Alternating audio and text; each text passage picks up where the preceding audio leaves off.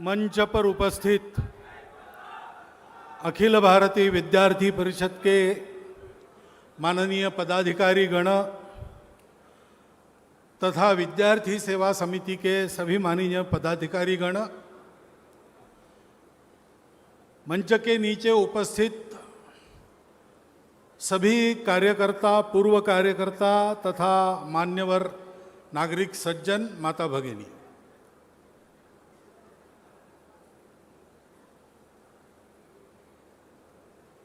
आपका बहुत हार्दिक अभिनंदन है।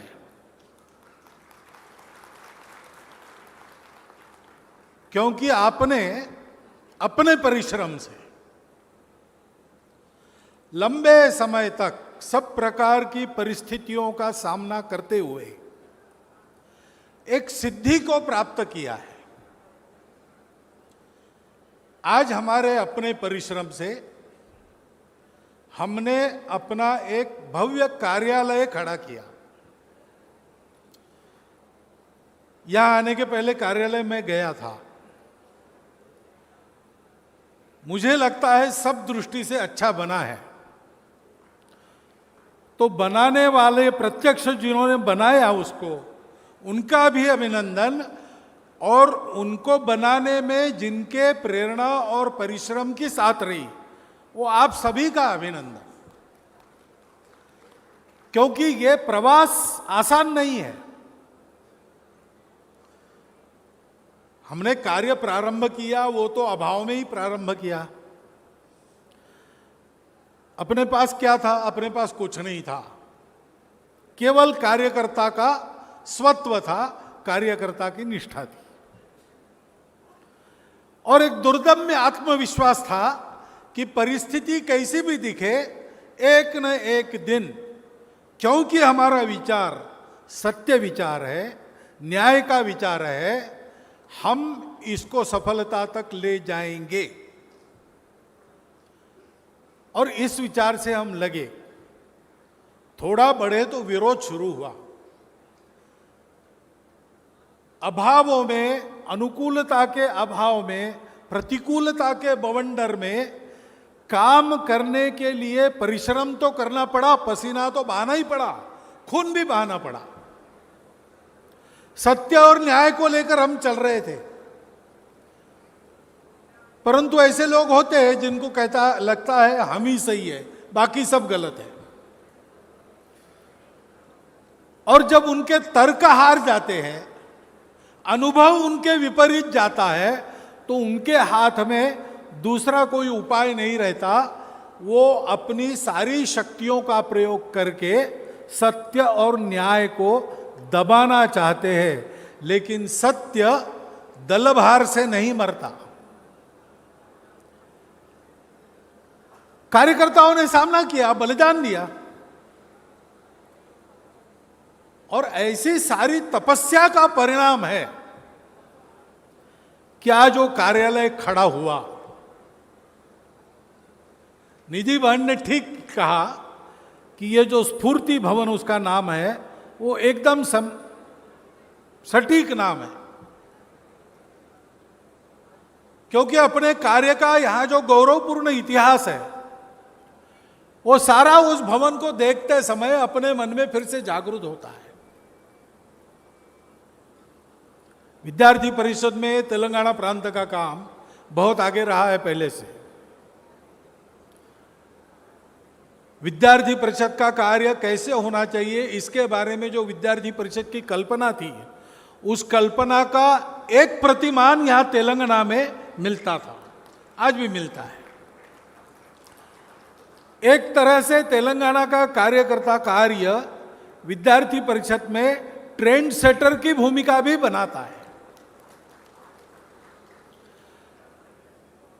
मैं भी विद्यार्थी परिषद के कार्यकर्ताओं के साथ बातचीत करने में आता जाता रहा हूं, इसलिए इस सारे संघर्ष के कालखंड में वगैरह मैंने दूर से क्यों न हो, लेकिन आपको देखा है। ऐसा एक तरफ उत्कृष्ट कार्य खड़ा करना, सारे विरोध को झेलकर, और दूसरे तरफ उसकी ये जो उपेक्षा की अवस्था है, बाद में विरोध की अवस्था है, उसको सुखरूप उससे पार करके अनुकूलता की अवस्था में लाकर खड़ा करना, ये कार्य आपने संपन्न किया है, इसका प्रतीक ये कार्यालय है। और इसलिए आज आप में आनंद है, आज आप लोगों में उत्साह है, ये बहुत अच्छी बात है। उस आनंद की, उस उत्साह की जय हो।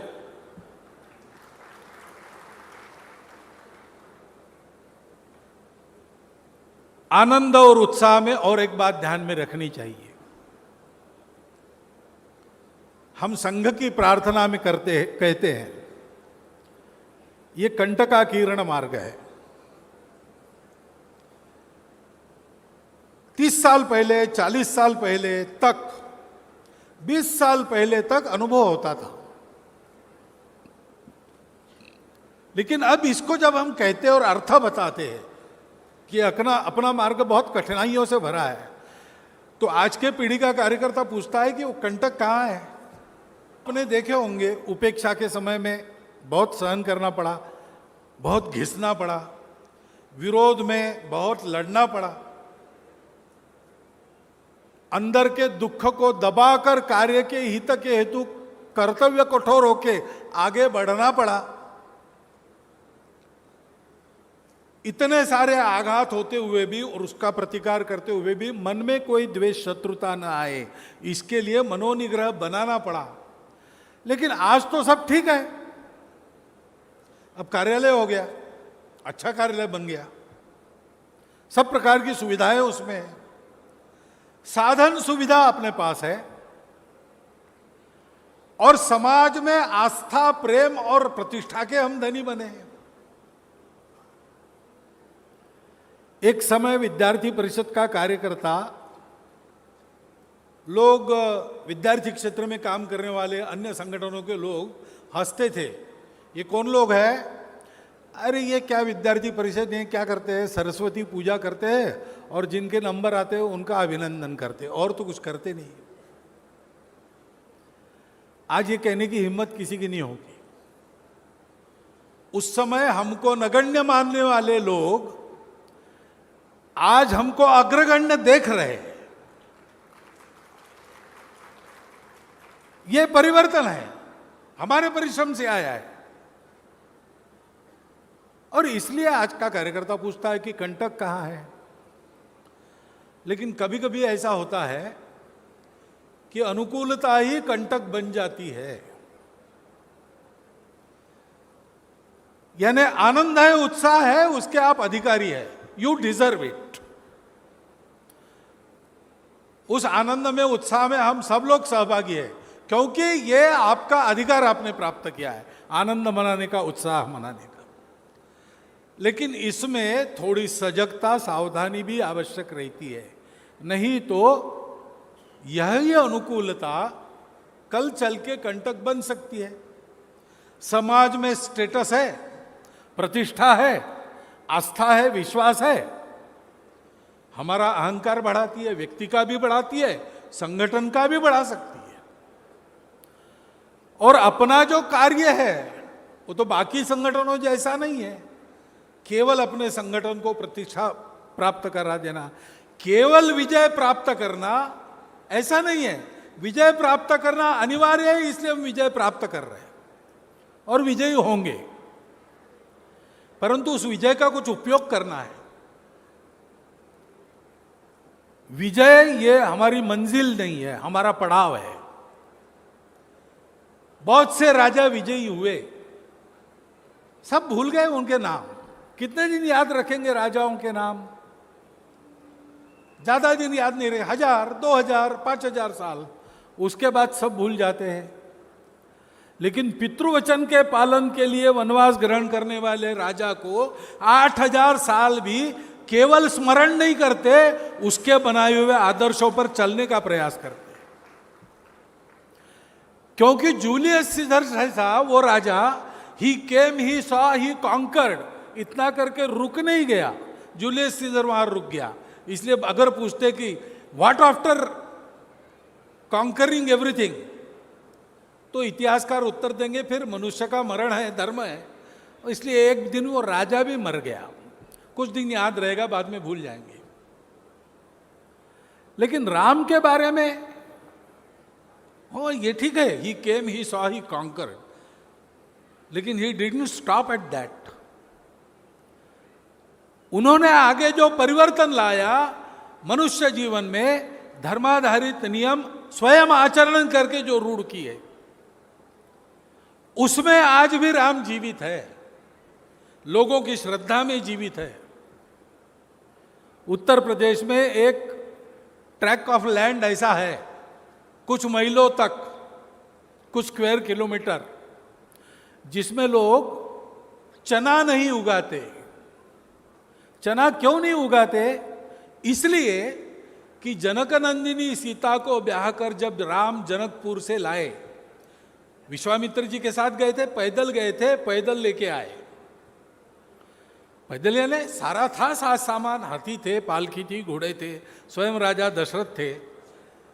तो कभी पालकी में बैठना, कभी पैदल चलना, ऐसे सीता जी उस ट्रैक में थोड़ी पैदल चलने के बाद, चने की खेती वहां होती थी, सूखे चने का एक ठूठ उनके पैर में गड़ गया, थोड़ा सा खून निकला।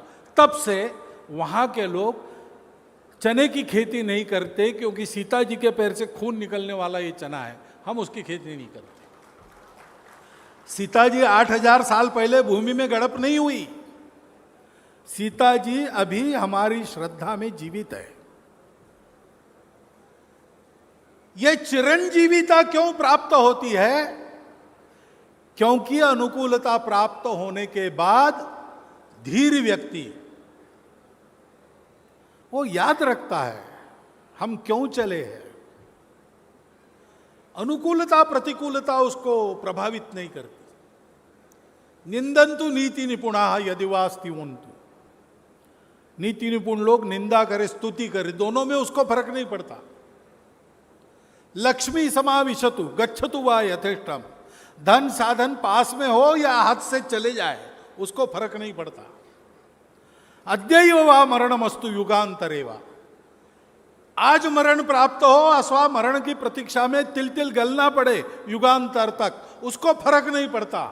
न्यायात पथ प्रविचलंती पदम न धीरा, सत्य और न्याय के जिस पथ को हमने ग्रहण किया है उस पर हमको अविचल चलना है, उसको प्रभावित नहीं होने देना है। 8वीं की क्लास में हमको अंग्रेजी में एक लेसन था, आयाज नाम के एक मिनिस्टर की कहानी थी। राजाओं का जमाना, राजा का बड़ा प्रिय मिनिस्टर, क्योंकि बहुत कार्यक्षम था, एफिशिएंट था और इसलिए प्रिय था। अब राजनीति में किसी को लोकप्रियता प्राप्त होती है तो उसके जलने वाले भी पैदा होते हैं, ये पहले से चलता आया है, आज भी चलता है, उस समय भी था। तो उसकी लोकप्रियता के कारण उस पर जलने वाले लोगों ने, दरबारियों ने उसका जरा देखा कहाँ जाता है, क्या करता है, दिनचर्या क्या है, और राजा के पास आकर बताया कि ये जो आपका मिनिस्टर है बड़ा अच्छा लगता है, आप तो कार्यकुशल वगैरह वगैरह, ये एक दिन आपको डुबाने वाला है, क्योंकि ये कुछ गुप्त बात कर रहा है। रोज रात को 12 बजे उठकर चोर दरवाजे से जंगल में जाता है, वहां क्या करता है पता नहीं, कुछ देर के बाद वापस, लेकिन रोज जाता है, ये जरूर कुछ षड्यंत्र पका रहा है। राजा का पहले विश्वास नहीं हुआ, लेकिन बार बार बताया जाता है। तो गोबेल्स का एक प्रचार तंत्र है कि 100 बार असत्य कहा तो वो सत्य बन जाता है। हमारे देश में नहीं होता, हमारे देश सत्यमेव जयते का देश है, लेकिन जहाँ की यह बात है वहाँ होता था। तो इसलिए राजा ने कहा कि जरा देख लेता हूँ मैं भी जांच करके। तो राजा राज को उसके घर के पास छुप के बैठ गया, भेष बदल के। देखा तो 12 बजे वो घर के बाहर आया, चोर दरवाजे की ओर चला, चोर दरवाजा पार करके जंगल में घुस गया, राजा उसके पीछे पीछे। जंगल के मध्य में एक खंडहर नुमा मकान था, उसमें वो घुस गया, राजा भी उसके पीछे, लेकिन दरवाजे पर रुक गया। 2 मिनट के बाद वो वापस आ गया, तो राजा ने उसको पकड़ा, तलवार उसके सीने पर तान कर। राजा कहता है कि बोल तू क्या कर रहा था, नहीं तो अभी तुम्हारे। तूने कहा महाराज ठीक है, आपके मन में शंका आई है, और मैं किसी को बताता नहीं, लेकिन रोज मैं ऐसा करता हूँ, आपको भी बताया नहीं था। तो ऐसा कीजिए, मैं अंदर जाके अभी बाहर आया, आप फिर से चलिए मेरे साथ, 2 मिनट में हम दोनों बाहर आ जाएंगे। राजा उसके पीठ को तलवार लगाकर उसके पीछे पीछे गया। उस खंडर नुमा मकान में सबसे अंदर जो कमरा था, वहां पर एक लकड़ी की संदूक थी, पेटी थी। आयाज ने उस पेटी को खोला, उसमें देखा, चलिए महाराज हो गया काम। राजा ने भी देखा तो उसमें एक फटा पुराना कोट था। राजा ने कहा, ये क्या गड़बड़ है, तुम क्या करते हो, ये क्या तंत्र विद्या वगैरह है क्या? उसने कहा, नहीं महाराज, मैं इस शहर में जब आया था भिखारी बनकर आया था, मेरे पास कुछ नहीं था, केवल एक ऐसा कोट था जो पहन के यहां मैंने काम प्रारंभ किया, धीरे धीरे यहां तक पहुंचा। अब मेरे पास सब कुछ है, आपकी कृपा भी मेरे पास है, मुझे कुछ नहीं चाहिए, लेकिन ये वैभव मेरे बुद्धि को भटकाए नहीं, इसलिए रोज आके मैं अपने इस फटे कोट का दर्शन करता हूं। हम यहां तक आए कैसे आए? हमारे लिए अच्छा शब्द कहने वाला कोई नहीं था, हमको तो गालियां ही गालियां पड़ी। हमारे लिए कोई प्रोटेक्शन नहीं था, कोई स्पॉन्सर नहीं था, कोई मेंटर नहीं था, कोई प्रचार नहीं, कोई सरकार नहीं, हमारे विचार की मान्यता नहीं, कुछ भी नहीं, अनुभव नहीं। हम तो जंगल में खिलने वाले फूल थे। अच्छे अच्छे फूलों को गमले में लगाकर उसको रोज फर्टिलाइजर वगैरह देकर और अमीरों के गैलरियों में, बगीचों में उनको विकसित किया जाता है, सुंदर सुंदर दिखते हैं। जंगल के फूल की कौन चिंता करता है? उसको तो खुद बड़ा होना पड़ता है। हम किसके भरोसे बड़े हुए? ये हमारा स्वत्व है। क्रिया सिद्धि सत्वे भवति महताम नोपकरणी। बड़ी बड़ी क्रिया सिद्धि, महताम क्रिया सिद्धि उपकरणों के द्वारा नहीं, कार्यकर्ताओं के स्वत्व के द्वारा तैयार होती है। हमने अपने आत्मीयता से, अपनेपन से, हमने अपने ध्येय के विचार से, ध्येय दृष्टि से, हमने अपने अनुशासित व्यवहार से कार्यकर्ताओं के मन के उस गुण को सींचा, उनका सत्व सींचा, उनका सत्व खड़ा किया। सत्व के पीछे पीछे सब आता है। नृसिंह अवतार हुआ, हिरण्यकश्यप का वध किया, देवों ने तालियां बजाई, पुष्प वर्षा की, क्योंकि उनको आशा थी कि अब हिरण्यकश्यप मर गया तो राज्य तो हमको ही मिलेगा।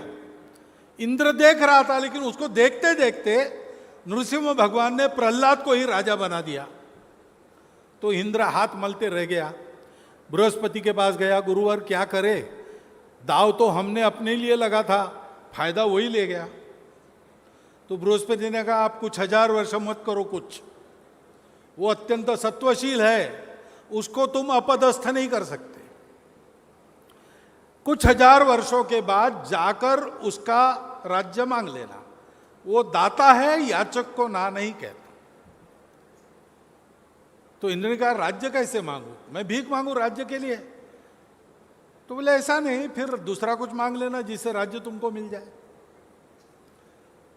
तो कुछ 1000 वर्षों के बाद इंद्र याचक का वेश करके प्रहलाद के दरबार में गया और प्रहलाद को कहा कि महाराज, मैं याचक को कुछ मांगने आया हूं। प्रहलाद ने कहा, मैं तुमको पहचानता हूं, तुम इंद्र हो, भेष बदल के आए हो और मांगने क्या आए हो?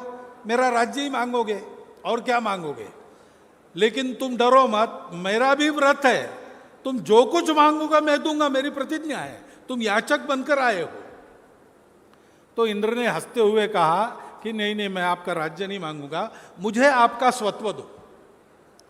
तो प्रहलाद ने जल मंगाया, अभिषेक जल छोड़ दिया हाथ से, कहा मेरा सत्व मैं इंद्र को देता हूं। तो उसका सत्व एक पुरुषाकृति में उसके शरीर से बाहर आके इंद्र के शरीर में प्रविष्ट हो गया। लेकिन तुरंत बाद और एक तेजस्वी पुरुष उसके शरीर के बाहर आया। तो प्रहलाद ने पूछा, भगवान आप कौन हो और आप मेरे शरीर को छोड़कर क्यों जा रहे हो? तो बोले, मैं तुम्हारा तेज हूं, सत्व जहां जाता है वहां तेज जाता है, मैं सत्व के पीछे जा रहा हूं। दूसरा एक बलशाली पुरुष फिर से बाहर आ गया, प्रहलाद ने पूछा अब आप क्यों छोड़े जा रहे हो? तो उन्होंने कहा मैं तुम्हारा बल हूं, शौर्य हूं। जहां सत्व और तेज होता है वहीं बल और शौर्य होता है, मैं उनके पास जा रहा हूं। बाद में एक महिला उसके शरीर के बाहर आई। प्रहलाद ने पूछा मां तुम कौन हो, मुझे छोड़े क्यों जा रही हो? तो कहा मैं तुम्हारी लक्ष्मी हूं। तुमको जो प्राकृतिक वैभव मिला है, मानसिक वैभव मिला है, भौतिक वैभव मिला है, वो सब मैं हूं। और शील बल तेज, सत्व बल तेज जहां रहते वहीं पर मैं जाता हूं। वो चली गई। एक सत्व मांगकर राज्य सहित सब कुछ प्रहलाद का इंद्र ने हरण कर लिया। हम कभी इन साधनों के पीछे नहीं भागे, हम कभी प्रसिद्धि के पीछे नहीं भागे, हम कभी झूठे सत्ता स्थानों के पीछे नहीं भागे। हमने अपने शील पर बल दिया, अपने शील को कोटि कोटि हृदयों में जागृत किया। हमारा शील है। विद्यार्थी परिषद में 3 शब्द कहे जाते हैं, ज्ञान चारित्र्य एकता। ये हमारा शील है, ये हमारा स्वत्व है। इसके बलबूते हम यहां तक आए। भवन खड़ा हुआ, अच्छा हुआ, सबको स्फूर्ति मिलेगी, सबको उत्साह मिलेगा। कार्य अधिक गति में करने के लिए एक सुविधा मिल गई, उस सुविधा का उपयोग करना, पूरा उपयोग करना। जैसे जैसे सामर्थ्य बढ़ता है वैसे वैसे वैभव भी आना चाहिए। हम वैभव के विरोधी थोड़ी है। यत्र योगेश्वर कृष्ण यत्र पार्थो धनुर्धरा तत्र श्री विजयो भूति ध्रुवा नीतिर्मतिर्मम।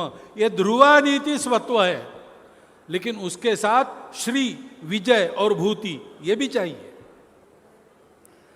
लेकिन इसके आनंद में, इसके उत्साह में पथका मार्गक्रमण करते समय ये ध्यान रखना कि इसके हम स्वामी हैं। इसका उपयोग करते हुए हमको अपने सत्व को अधिकाधिक उत्कट, अधिकाधिक प्रखर बनाना है। उसके लिए इस सारे वैभव का उपयोग करना है। बाकी तो आपको आशीष जी ने और निधि जी ने बता दिया है, जो आपको आज याद करना चाहिए। इस एक सावधानी के इशारे के साथ ऐसे कार्यक्रम में आपने मुझको बुलाया और अपने आनंद में सहभागी कर लिया।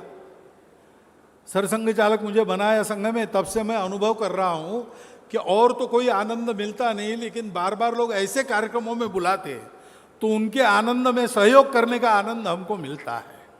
जैसे 5 अगस्त में मुझे अयोध्या में आनंद मिला। काम तो आप सब लोगों ने किया, आनंद में मुझे बुला लिया। वैसे यहां भी आपने इतना बड़ा काम किया, आज मुझे बुला लिया और मुझे सुन भी रहे हो आप शांतिपूर्वक। इसलिए आप सबका धन्यवाद करता हुआ और पुनः एक बार अभिनंदन करता हुआ मैं अपने 4 शब्द समाप्त करता हूं।